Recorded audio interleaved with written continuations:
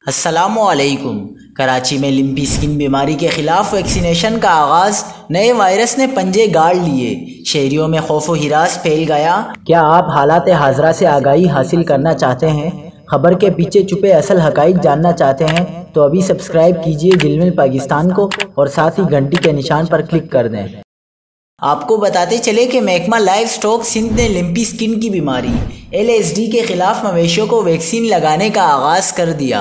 सूबे भर में LSD के अब तक 32,356 केसेस सामने आ चुके हैं, जबकि इस वबा से 336 मवेशियों की अमवात सामने आई हैं। सरकारी एदाद शुमार के मुताबिक सिंध के तमाम अजला लिम्पी स्किन की वबा से मुतासिर हुए हैं और सबसे ज़्यादा 17,814 केसेस कराची में सामने आए हैं। डॉक्टर नज़ीर कलहोड़ो ने कहा कि मवेशियों को मुफ्त वैक्सीन लगाई जा रही है और टीमों को हिदायत की गई है कि वो मुतासिरा फार्म में वैक्सीनेशन के लिए कम अज़ कम 10 से 15 दिन इंतज़ार करें।